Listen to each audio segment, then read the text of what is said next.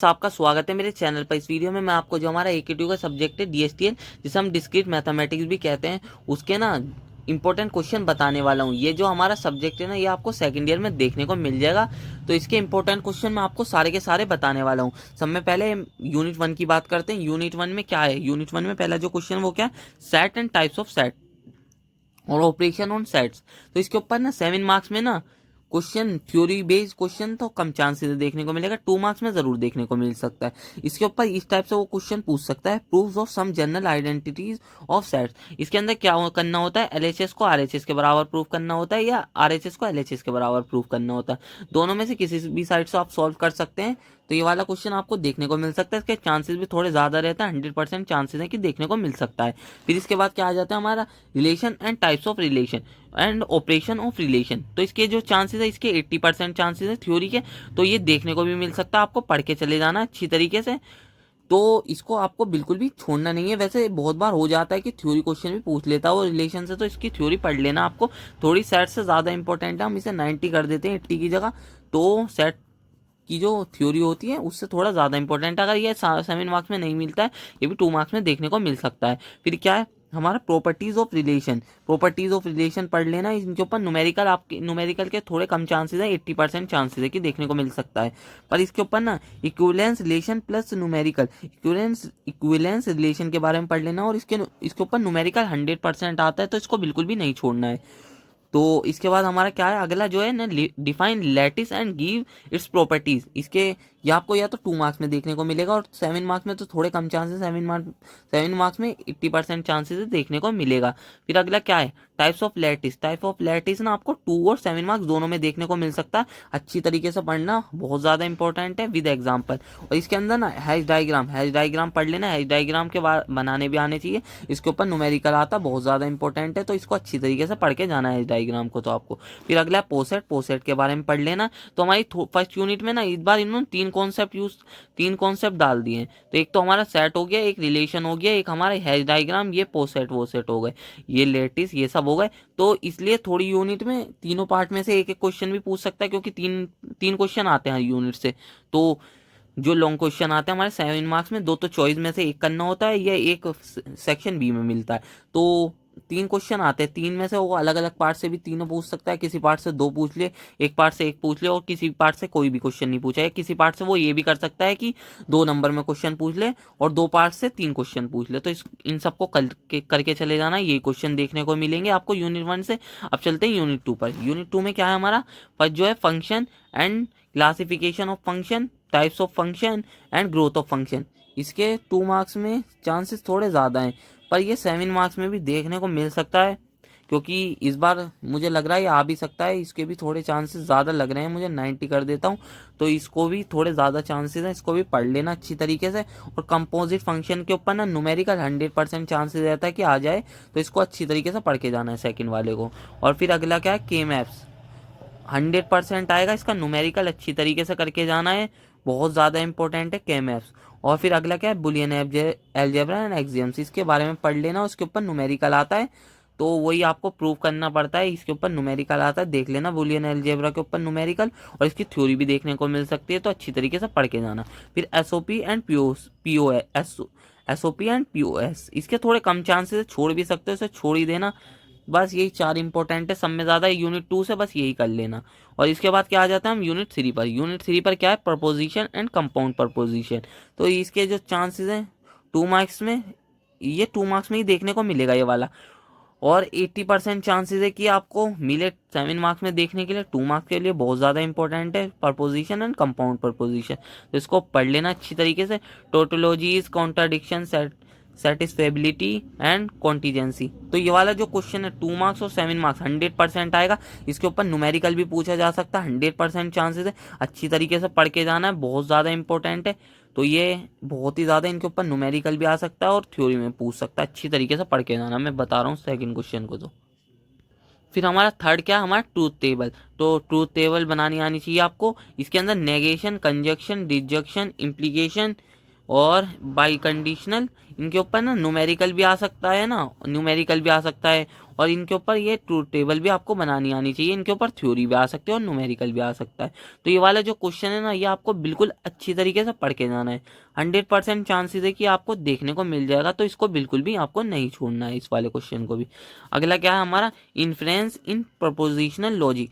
तो इसके ऊपर थ्योरी भी आ सकती है और इसके ऊपर न्यूमेरिकल तो हर साल पूछा ही जा रहा है, वो जो जिसके अंदर हमें लॉजिक बना के सॉल्व करना होता है कि एक बहुत बड़ा सा न्यूमेरिकल होता है जिसके अंदर कंडीशन दी होती है, ऐसा हुआ तो ऐसा होगा। तो ये वाला जो न्यूमेरिकल है ना, इसके ऊपर इसके चांसेस 100% हर साल आ रहा है ये वाला न्यूमेरिकल।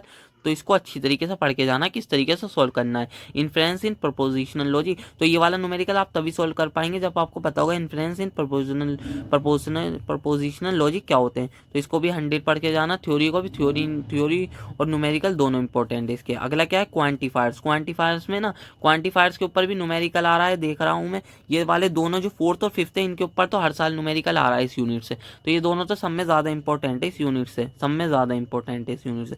क्वांटिफायर्स में यूनिवर्सल क्वांटिफायर और एग्जिस्टेंशियल क्वांटिफायर पढ़ के चले जाना है। वही यूनिवर्सल हो गया हमारा ये वाला, और एग्जिस्टेंशियल हो गया हमारा ये वाला क्वांटिफायर। तो ये वाले, और इनके ऊपर बेस न्यूमेरिकल भी हर साल आ रहा है। तो यही पढ़ के, ये आपको अच्छी तरीके से पढ़ के जाना है और इनकी थ्योरी भी पढ़ के जानी है क्वांटिफायर्स की। और वेल फॉर्म फार्मूला थोड़े कम चांसेस है, कभी कभार देखने को मिल जाता है, तो देख सकते हो आप इसको भी। बस यही थे इस यूनिट से इंपॉर्टेंट क्वेश्चन। और यूनिट 4 में आ जाते हैं। यूनिट 4 में जो हमारा पहला क्वेश्चन है वो क्या है हमारा, शॉर्ट नोट्स आ सकते हैं।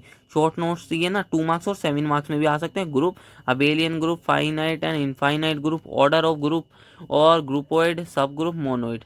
तो ये 100% चांसेस है। और इनके, और ये algebraic structure and properties of algebraic structure, ये जो है ना, ये आने का तो है नहीं थ्योरी में, पर इससे ना जो हमारे न्यूमेरिकल आता है कि ये बताओ ये ग्रुप है, ये अबेलियन ग्रुप है, फाइनाइट ग्रुप है, तो वो किसकी हेल्प से सॉल्व होता है, इन दोनों क्वेश्चनों की हेल्प से ही सॉल्व होता है। ग्रुप, जैसे इनने पूछा ग्रुप कैसे बनता है, तो ये वो कैसे होगा, इन वाले प्रॉपर्टीज जो दे रखी है इन्हीं की हेल्प से वो सॉल्व होगा ये वाला न्यूमेरिकल। तो इसके 100% चांसेस होते हैं जो इनके ऊपर न्यूमेरिकल बनता है। वही बताइए ये ग्रुप है या नहीं, ये अबेलियन ग्रुप है या नहीं।